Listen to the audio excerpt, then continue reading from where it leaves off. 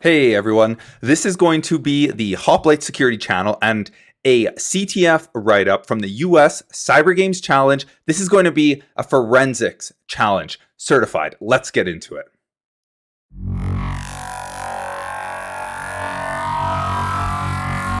Right before we get into the challenge, I actually have a blog with a visual walkthrough here where you can see what everything looks like from a high level, just giving you that quick perspective and to know where you're going and stay on track. You'll also find over here on my blog that I have a summary and a technical workflow summary to help you out. And I'm going to link this down in the description below. Pivoting back over to the challenge here, you can see that this is a challenge where a machine was hit with malware and a backdoor was opened. While a PCAP was provided, the staff are not sure what was exfiltrated, so we have to take a look. Let's go ahead and crack it open. Here we are in the Wireshark capture, and when you're looking at this, the first thing you should know is right down here, the fifth packet in, or the sixth packet in, there's a post backdoor.php, and if you look at this form data and start to go through it, the first thing you'll notice is there's actually an RSA key that is tied to this.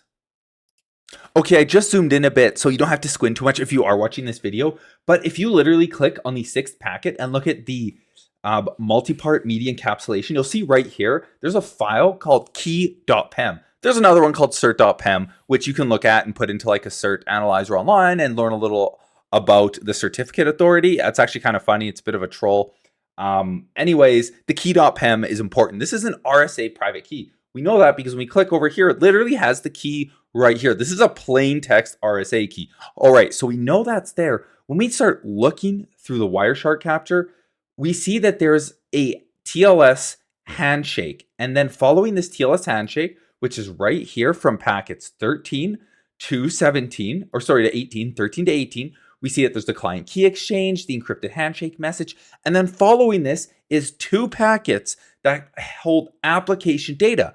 But because this application data is sent over TLS, we have no idea what it is. It's encrypted. And we scroll down and we see that there is no further data.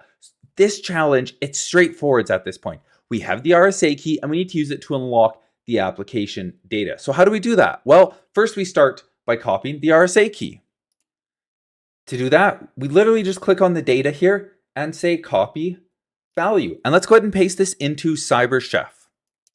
You can see here in CyberChef, we need to decode this data. Let's go ahead and decode it from hexadecimal.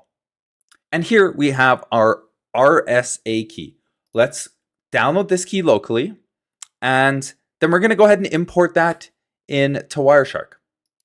With the key downloaded, we will pivot back over to Wireshark. And just before we do this process, I want to show you what's going to happen.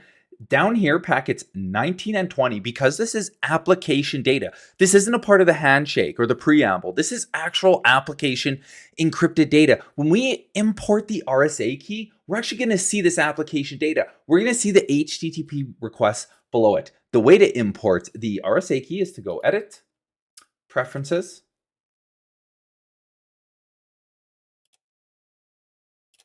and then from this menu, we're going to click Protocols and find the TLS protocol. Here, we're going to add a new file or a new TLS decrypt line, and we're going to add our IP address, which is 172.17.0.2. And then we're going to add the port, which is 1337. And then we're going to add the protocol, which is TLS. And then we click on the key file and we add that key that we saved from CyberChef.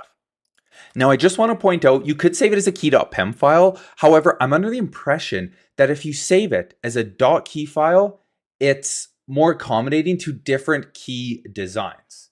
But that's just the impression I'm under. I'm not totally sure.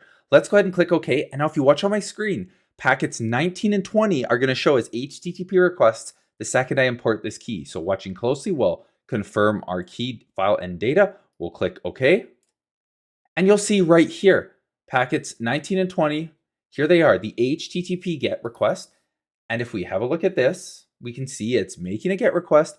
And then following this is the data that comes off the wire. And if we look, there's the flag. That is it right there. Thank you for tuning into this video. Don't forget to like, comment, and subscribe. And I'll see you in the next CTF write-up.